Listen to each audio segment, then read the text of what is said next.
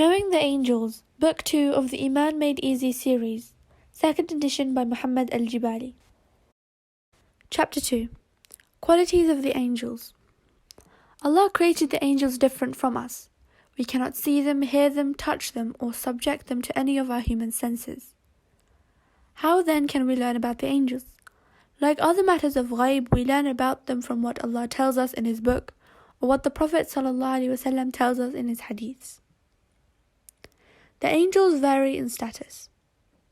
There are many characteristics common to all angels, but this does not mean that all angels are identical. They vary in power, size, number of wings, and so on. An important example of the diversity among the angels is that they are of different positions and status. Some of them are nearer to Allah and others. Allah subhanahu wa ta'ala says, "The angels say each one of us surely has a known place, and we surely are the ones who line up for prayer before Allah. And we surely are the ones who glorify Allah." Surah Safat, ayah 164 to 166. The best of angels are those who fought with the Muslims in the Battle of Badr. Rafi' ibn Khadij radiallahu anhu reported that the Prophet ﷺ said, "Jibreel came to me and said, 'How do you view the Muslims who fought in the Battle of Badr?' I replied, 'They are the best among us.' He said, 'We too recognize the angels who fought in it as the best.'" This was recorded by Bukhari and Ibn Majah. Physical qualities of the angels. Since the angels are part of ghaib that is beyond our physical world, they are not like anything we see around us. We have to keep this in mind when we discuss some of their qualities below. For example, we are told that they have wings, but this does not mean that their wings are similar to the wings of birds, bees, or aeroplanes. They were created from light. Allah subhanahu wa ta'ala created the angels from light. This is an example of how different they are from us and from other things that we know. Aisha radiallahu anha reported that the Prophet ﷺ said, "The angels were created from light, the jinns were created from dark flames of fire, and Adam was created from that which has been described to you in the Quran." This was recorded by Muslim. Therefore, unlike the angels, Allah subhanahu wa ta'ala created the jinns from the smoke of fire. Some of the jinns are good, so others are bad. We mentioned earlier that Satan is one of the jinns. In this life, we can neither see the jinns nor the angels. They have wings. The angels have wings. Some angels have 2 wings, some 3, some 4, and some many more. Allah subhanahu wa ta'ala says, "All praises to Allah, creator of the heavens and earth, who made the angels messengers with wings 2 or 3 or 4. He increases in His creation as He wills. Allah surely has power over all things." In particular, the Prophet ﷺ told us that Jibreel had 600 wings. Do the angels have feathery wings like birds? We cannot say this because Allah did not give us such knowledge. They are powerful. Some angels are stronger than anything we know in this world. For example, Allah subhanahu wa ta'ala tells us that only 8 angels bear the greatest of His creation, His throne. The angels will cover all of the heaven's corners, and on that day 8 angels will carry the throne of your Lord above them. Surah Al-Haqqa, ayah 17. Allah subhanahu wa ta'ala also tells us that the angels who are in charge of hell are extremely strong. In charge of it, hell, are angels who are harsh and powerful. They do not disobey Allah in what He commands them, but do as they are commanded. Surah Tahrim, ayah 6. They are large. Some angels are larger than anything that we have ever seen. For example, the angels that carry Allah's throne are large beyond imagination. Jabir, Abu Huraira, and Anas radiallahu anhum reported that the Prophet ﷺ said, "I have Allah's permission to tell you about one of the angels who carried the throne. His feet are on the lowest ground and he supports the throne with his forehead. It takes a bird 700 years to travel from his earlobe to his shoulder.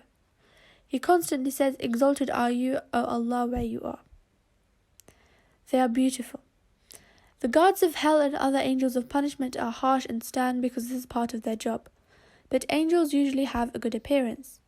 This truth is commonly known and accepted by people. For example, the wealthy women at the time of the Prophet Yusuf ﷺ thought that he was so handsome that he must be an angel. Allah subhanahu wa ta'ala says about them, "They said, 'Perfect is Allah. This is not a human being, this is only a noble angel.'" Surah Yusuf, ayah 31. In particular, Jibreel is a good-looking angel. Allah subhanahu wa ta'ala says about him, The Quran, is taught to him to Muhammad by one angel of great might. He has a beautiful form as he appeared in the upper horizon. Their color. Many ignorant people think that all angels are white in color. However, we learn from the Sunnah that when the angels would appear to some people in this world, they would have colors that fit the occasion. When the Prophet ﷺ saw Jibreel for the first time, Jibreel was dressed in green. Munkar and Nakir are blue-black in color. The angels of death come to the believers with white faces and to the disbelievers with dark faces. They do not become hungry, tired, or bored. The angels are always busy obeying Allah's commands, yet they never sleep nor rest. They are never tired from worshipping and obeying Allah. As He subhanahu wa ta'ala says, if they refuse to obey, then those angels who are near your Lord glorify Him by night and by day, and they do not become weary. Surah Fussilat, ayah 38. They do not eat. Even though we cannot survive without food, Allah subhanahu wa ta'ala created the angels so that they never have to eat. For example, Allah subhanahu wa ta'ala sent angels to tell Adam that his wife shall bear a boy called Ishaq. The angels came to him in the form of men. Thinking that they were ordinary guests, he hurried to honor and feed them, and he quickly cooked a fat calf and placed it before them. They refused to eat, which worried Ibrahim alayhi salam. But they told him not to worry because they were angels sent by Allah to him, and also to punish Lot's people. Surely our messengers came to Ibrahim with the good news of a baby. They said, Salam, and he said Salam. He quickly brought a fat calf. When he saw that they did not extend their hands to eat it, he disliked that and expected some evil from them. They said, do not worry, we are only sent to punish the people of Lot. Surah Al-Hud, ayah 69-70. They travel fast. The angels travel very fast. They travel between the heavens and earth in a short time, bringing down Allah's orders, taking up records of our deeds, and so on. The angels must be faster than horses, rockets, sound, light, or anything else that we know. In our physical world, we can say that nothing can travel faster than light. But the angels are not controlled by the laws of this world. Allah subhanahu wa ta'ala is the creator of the world and its laws. He gives the angels speeds and powers that suit their missions. They take different forms. The angels can change their form whenever Allah wants them to. For example, Jibreel alayhi salam often came to the Prophet and his companions in the form of a man, just as the angels came to Ibrahim as men. And Allah subhanahu wa ta'ala tells us that Jibreel alayhi salam came to Maryam in the form of a man. And mentioned in the book the story of Maryam, when she stayed away from her family in an eastern place for worship, and set a curtain between her and them. We sent to her our spirit Jibreel, who appeared to her as a perfect human. She said, I surely ask the most merciful to protect me from you, and you should fear Allah. He said, indeed, I have nothing but a messenger from your Lord to grant you a good son. Surah Maryam, ayah 16-19. He also entrusted them to care for the Quran that is in the heavens. Allah subhanahu wa ta'ala says, the Quran is carried in the hands of the messengers, angels who are noble and good. Surah Abasa, ayah 15-16. A person who is good in reading the Quran will be with those righteous angels. Our mother Aisha radiallahu anha reported that the Prophet sallallahu alaihi wasallam said, a person who is skillful or good in reading the Quran is with the noble and good messengers of the angels. And a person who stammers and has less difficulty when reading the Quran receives a double reward. They know as much as Allah teaches them. The angels receive their knowledge from Allah subhanahu wa ta'ala. They cannot know any more than what He teaches them, nor do they know any less than that. Allah says about them, they said, Glory be to you, we only know what you teach us. Surah Al-Baqarah, ayah 32. They like to listen to the Quran. The angels like to listen to good things and hate hearing bad things. They like to listen to the Quran and to the praise of Allah. They hate listening to music, lies, and other things taught by shaitan. When the Quran is recited nicely and sincerely to please Allah, the angels come close to listen to it. Abu Hurairah radiallahu anhu reported that the Prophet sallallahu alaihi wasallam said, when a group of people meet in one of Allah's houses or masjids to recite Allah's book and study it, peace descends over them, mercy flows among them, and the angels surround them. And Allah praises those to those angels who are close to them. One of the Sahaba called Usayd ibn Hudayr was once reciting Surah Al-Baqarah at night while his horse was tied beside him. The horse suddenly became uneasy and started jumping. When he stopped reciting, the horse became quiet. When he resumed reciting, the horse became uneasy again. After repeating this a few times, he stopped reciting and looked up. He was amazed to see right above him something that looked like a big cloud of bright lamps rising up in the sky. The next morning he told the Prophet ﷺ about this. The Prophet ﷺ said, "To those were angels who came to listen to your reading. Had you kept on reciting until the morning, they would have remained visible for the people to see them." Ali radiallahu anhu reported that the Prophet ﷺ said, "When a person uses siwak and then stands for the night prayer, an angel comes and stands beside him. The angel listens to the Quranic recitations and slowly moves closer. He continues to listen and move closer until he finally places his mouth against the mouth of the person. Every ayah that the person recites thereafter would go into the angel. Thus clean your mouth for reciting the Quran." This shows the importance of standing in the prayer with nice smelling breath. If we properly recite the Quran, an honorable guest, an angel would come to us and receive our recitation straight into his mouth so as to take it up to the heavens. They like to listen to dhikr.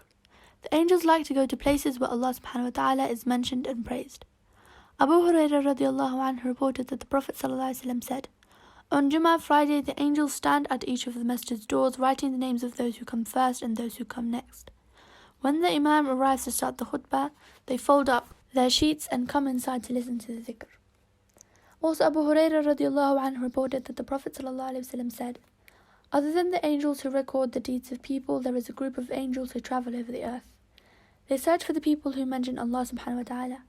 When they find a group of people doing this, they call each other, 'Here is what you are looking for.' Then they come and cover that group with their wings until they are stacked to the lowest heaven. Allah subhanahu wa ta'ala then asks them, although He knows better than them, 'What are my worshippers saying?' They reply, 'They exalt you, revere you, praise you, glorify you, and beg of you.' Allah subhanahu wa ta'ala then asks, 'Have they seen me?' The angels reply, 'No.' Allah subhanahu wa ta'ala says, 'What could they have done if they could see me?' The angels reply, 'They would be even busier in your worship, praise, exaltation, and glorification of you.' Then Allah asks, 'What do they ask of me?' The angels reply, 'They ask for Jannah.' Allah says, 'Have they seen it?' They reply, 'No.' Allah says, 'What would they have done if they had seen it?' The angels reply, 'Had they seen it, they would desire it more eagerly and would work harder to reach it.' Then Allah asks, 'From what thing do they seek my protection?' The angels reply, 'They seek protection from the fire.' Allah says, 'Have they seen it?' They reply, 'No.' Allah says, 'What would they have done if they had seen it?'